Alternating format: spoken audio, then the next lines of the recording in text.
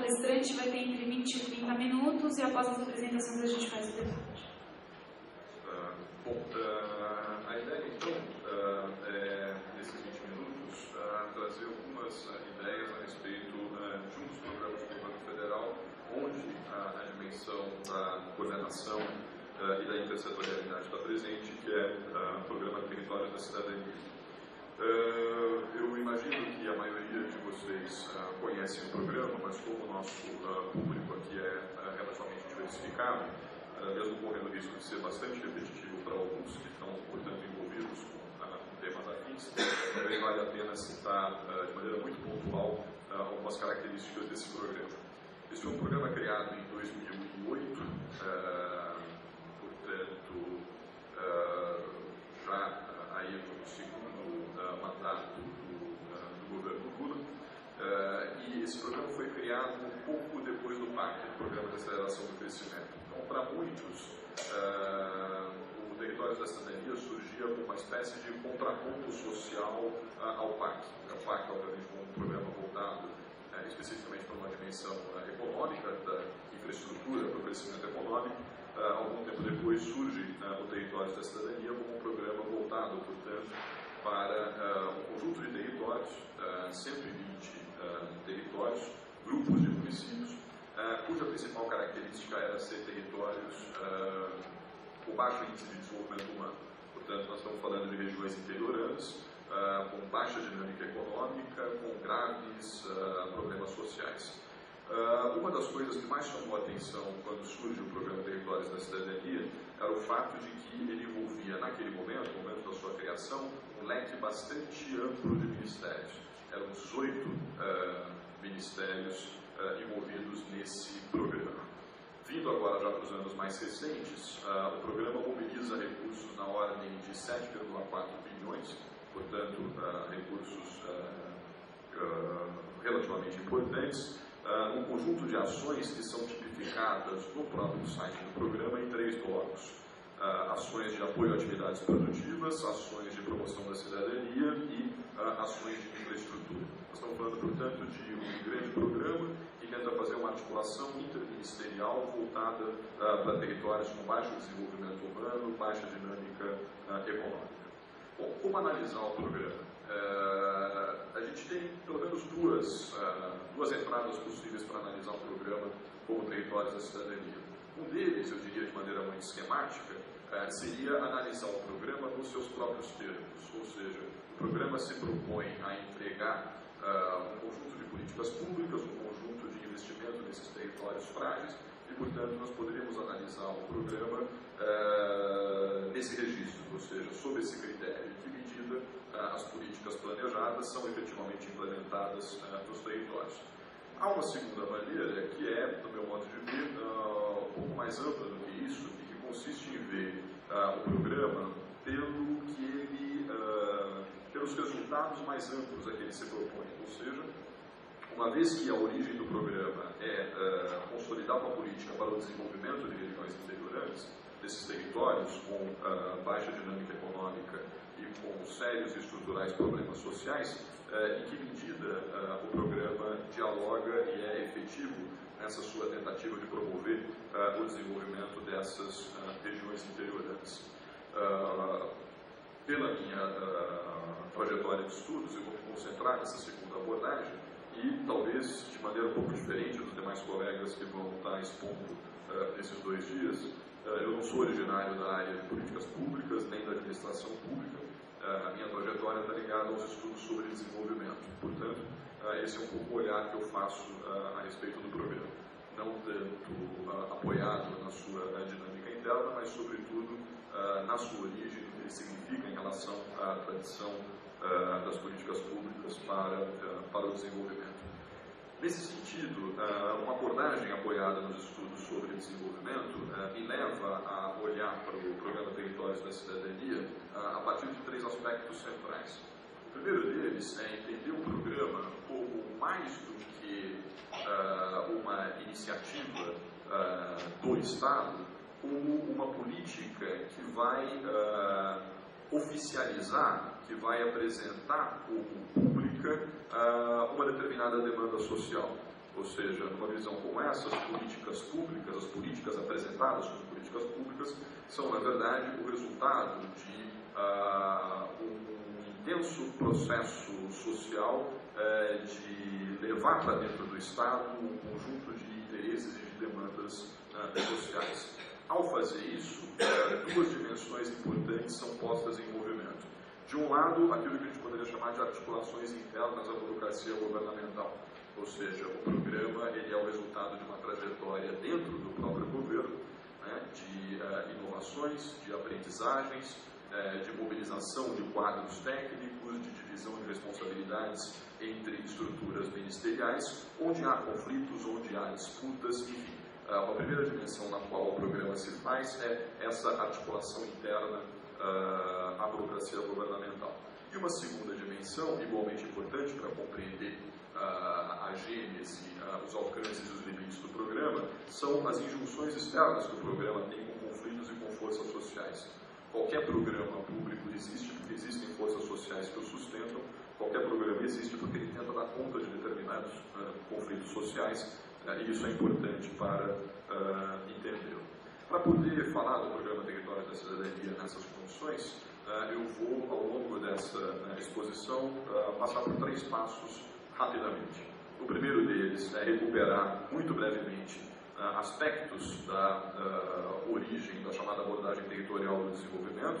Em segundo lugar, falar da adoção dessa abordagem territorial no caso brasileiro, para aí finalmente comentar 3 aspectos do programa, do arranjo institucional do Territórios da Cidadania.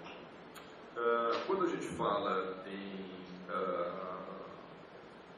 abordagem territorial do desenvolvimento, quando a gente fala em abordagem territorial do desenvolvimento, é importante recuperar um pouco a gênese disso, e eu adianto aqui já uma das conclusões da exposição. No caso brasileiro, houve uma espécie de adaptação, uma redução da chamada abordagem territorial do desenvolvimento. Em termos históricos, eu citaria apenas 2 momentos cruciais. O primeiro deles são os meados dos anos 70, quando começa a haver a profusão de um conjunto do que nós podemos chamar de estudos territoriais. O marco crucial desses estudos é um livro do sociólogo italiano chamado Arnaldo Bagnasco, um livro de 1977, em que ele estuda a problemática territorial do desenvolvimento italiano, e a conclusão principal do livro do Bagnasco é que, olhando para a dinâmica das regiões na Itália, olhando para a dinâmica das políticas públicas de desenvolvimento regional e de desenvolvimento industrial, o Bagnasco vai ser um dos primeiros autores a chamar a atenção para o fato de que a promoção do desenvolvimento de regiões periféricas passava menos pela ampliação dos investimentos, ou seja, não era exclusivamente uma questão de volume, de montante de recursos, mas passava, sim, por o reconhecimento das especificidades dessas regiões e pela tentativa de estabelecer formas de coordenação de recursos e de interesses no interior dessas regiões. Ou seja, o que o Bagnasco dizia naquele estudo, e isso foi reproduzido depois em uma importante tradição dos estudos territoriais, é que falar de territórios permite ou deveria permitir ir além de olhar para as regiões como repositórios de investimentos, como lugares que devem ser privilegiados por investimentos públicos ou privados, e sim que se deveria ter um trato afirmativo das heterogeneidades territoriais, reconhecendo especificidades, reconhecendo recursos locais, atuando nas brechas existentes nesses recursos locais e, sobretudo, promovendo formas de coordenação entre os agentes para que eles pudessem governar esses recursos numa direção mais profícua para o desenvolvimento territorial. Esses estudos do Bagnasco tiveram uma enorme repercussão, sobretudo 2 décadas mais tarde, quando os temas do que nós passamos a chamar de reestruturação produtiva e os seus impactos regionais passam a ser uma agenda forte. Dito de outra maneira, os principais achados dessa agenda dos estudos territoriais vão ser incorporados pelas políticas, no caso específico da União Europeia, a partir dos anos 90. Aqui, o marco, se nós tivéssemos que citar um exemplo, é o programa LEADER, um programa voltado sobretudo para o desenvolvimento das regiões deprimidas, no caso da Europa, onde alguns temas foram chave. Um deles, a formação de capacidades, justamente para que essas regiões pudessem criar condições de governar os processos de desenvolvimento que ali têm origem. Uma segunda palavra-chave é a aprendizagem, ou seja, foram criados mecanismos para fazer com que determinadas regiões pudessem aprender com os projetos levados adiante por outras regiões. Uma terceira palavra-chave, justamente a coordenação de atores reunidos em torno de projetos de reestruturação da base econômica desses territórios. Então, formação de capacidades, aprendizagem e coordenação em torno de projetos de reestruturação dessas economias territoriais eram os principais vetores desses programas europeus que tiveram uma enorme influência e que vão chegar no Brasil na virada dos anos 90 para os anos 2000. A entrada da chamada abordagem territorial nas políticas públicas do Brasil tem também um marco, que é a reformulação de uma vertente de um programa público, que é o PRONAF, o Programa de Valorização da Agricultura Familiar, e a reestruturação dessa linha de apoio à agricultura familiar dá origem, em 2003, a um programa chamado Territórios da Cidadania. O programa, Territórios de Identidade. O programa Territórios de Identidade era um programa setorial, não era um programa interministerial como é o Territórios da Cidadania. Era um programa setorial, localizado no Ministério do Desenvolvimento Agrário, e ele tinha algumas características. Ele se debruçou sobre um conjunto também em torno de 100 territórios, porém, e aqui já vem algumas diferenças em relação, por exemplo, à sua inspiração nas políticas europeias, aqui os territórios não se constituíram como espaços de projeto, como articulações endógenas que propunham projetos para ser financiados por um governo central. Aqui os territórios foram desenhados de maneira ad hoc, ou seja, o Ministério do Desenvolvimento Agrário, a partir de um diálogo muito rápido com as organizações sociais, desenha um conjunto de territórios que ele passaria a tomar como prioritários. Em segundo lugar, esse programa cria uma série de conselhos, de colegiados territoriais, com o predomínio de organizações de agricultores. Então, nesses conselhos estabelecidos em cada um desses territórios, se tinha a participação de 50% de agricultores e 50% de outros atores, o que dava a organizações de agricultores um predomínio muito grande, muito forte, e por aí o privilégio a uma força social dos territórios. Enquanto, em comparação, por exemplo, com a experiência europeia, lá a ênfase dos conselhos era tentar reunir uma diversidade maior de forças sociais, porque se entendia que esses conselhos, esses colegiados deveriam representar essa diversidade de forças, senão eles não seriam espaços para acordos, eles não seriam espaços de coordenação, eles seriam espaços de ressonância dos interesses de uma força social. Isso é o que aconteceu no caso brasileiro com esses colegiados. Terceira característica importante, esses colegiados se estabeleciam planos de desenvolvimento. Diferente do que aconteceu também na experiência europeia, em que se tratavam de planos de reestruturação das economias regionais, aqui os planos de desenvolvimento foram, sobretudo, planos que justificavam investimentos anuais. Portanto, de maneira muito mais restrita em termos tanto de horizonte de tempo, como dos aspectos estruturais que se pretendia modificar. E, por último, por ser um programa setorial, o programa trabalhava exclusivamente com recursos do Ministério do Desenvolvimento Agrário. Esse programa, Territórios de Identidade, começa em 2003 e, portanto, após 5 anos, havia a avaliação de que, embora reivindicando uma abordagem territorial, se tratava, sobretudo, de uma política ou de um programa setorial e, portanto, com um escopo de atores e de recursos muito mais restrito comparativamente àquilo que ele deveria mobilizar. Então, é nesse sentido que, portanto, em 2008 surge o programa Territórios da Cidadania. De um lado, havia a sensação de que esse programa Territórios de Identidade estava no seu limite por ser um programa setorial e era necessário dar a ele uma dimensão intersetorial para que ele pudesse, de fato, promover o desenvolvimento dessas regiões interioranas, desses territórios que se chamavam naquele momento de rurais. E, de outro lado, no âmbito do conjunto do governo federal, a ideia de que era necessário ter um programa forte que significasse uma espécie de contraponto social ao PAC. É assim que surge, em meados de 2008, o programa Territórios da Cidadania. Nessa terceira parte da exposição, então, eu gostaria de comentar rapidamente 3 critérios, 3 dimensões do programa.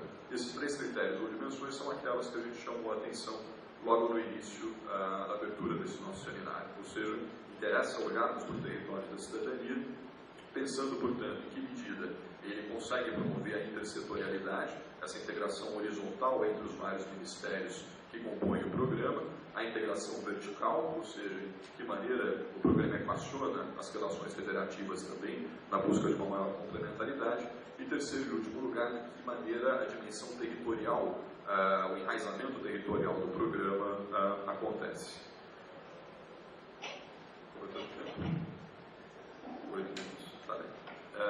Bom, então, em termos de estrutura, o Programa Territórios da Cidadania, ele praticamente replica a estrutura que nós tínhamos no Programa Territórios da Identidade, agora ampliando para aquele grande conjunto de ministérios. Então, de maneira esquemática, a gente poderia dizer que existem 3 estruturas. No âmbito do governo federal, foi criado um comitê gestor nacional. Esse comitê gestor nacional era formado pelos vários ministérios envolvidos, no momento da criação do programa, sob coordenação da Casa Civil, e junto desse comitê gestor nacional havia um grupo de acompanhamento das ações do programa, que era composto também por representantes dos vários ministérios envolvidos. Ou seja, se previa, portanto, que a forma de coordenação intersetorial se daria sobretudo por meio da ação desse comitê gestor nacional, coordenado pela Casa Civil.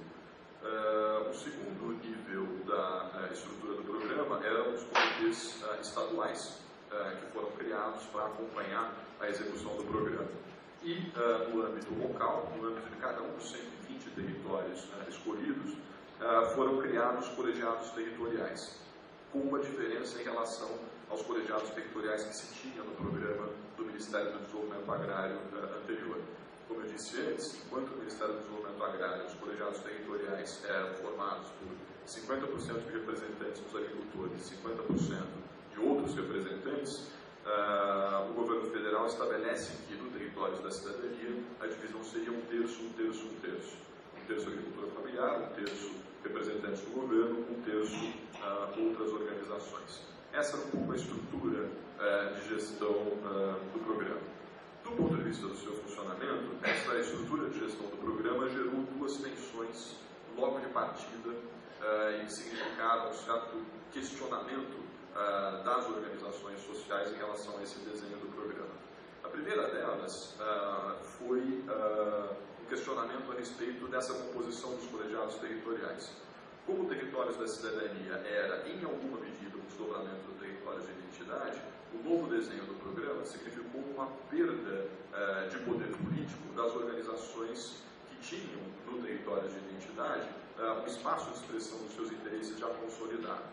Então, isso gerou, e isso se arrasta até hoje, uma série de questionamentos ao programa derivado dessa perda de poder de um setor específico que comandava as ações do programa anterior. Por outro lado, a gente poderia se perguntar, bom, mas à medida em que houve uma ampliação do leque de participação, outras forças sociais devem ter se beneficiado desse novo desenho. Em tese, sim, mas o grande problema é que nessas regiões interioranas, essas outras forças sociais não são tão organizadas quanto as organizações de agricultores. Portanto, a gente teve aqui uma ampliação de espaço, mas que não foi suficientemente ocupada por forças sociais que precisariam ser mobilizadas pelo programa.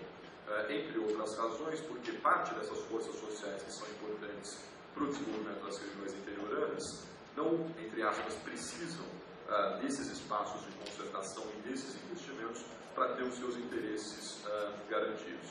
Ou seja, grandes empresários, organizações de outros segmentos sociais não reconhecem no território da cidadania um espaço em que é necessário investir e participar para fazer os seus interesses valerem.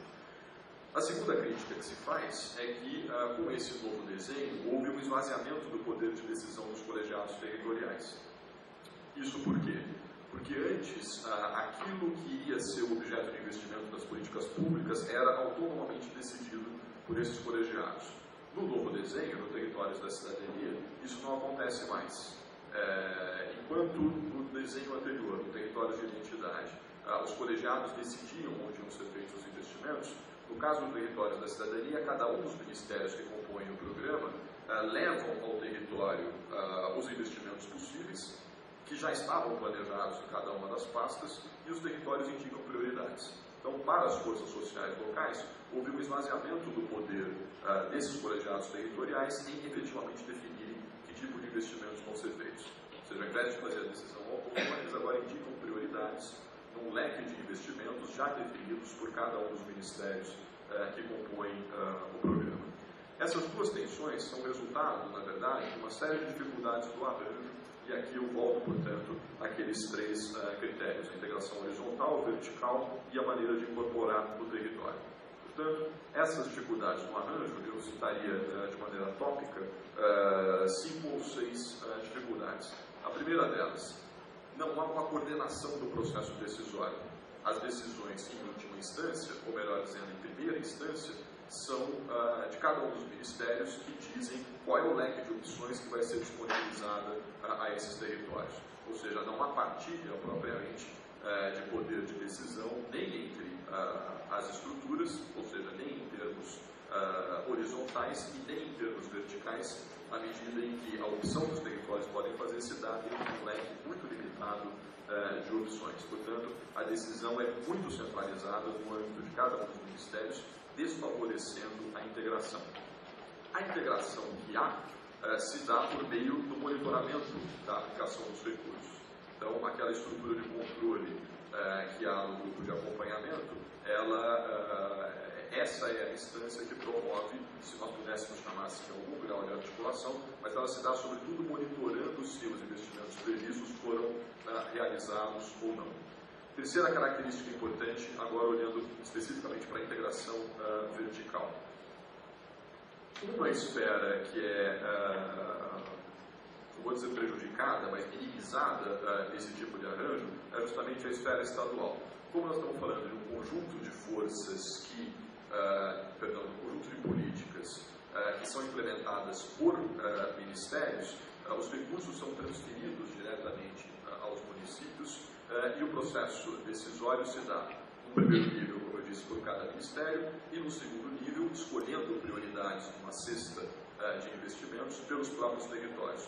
Um arranjo como esse, a esfera estadual fica com a sua capacidade de protagonismo bastante minimizada.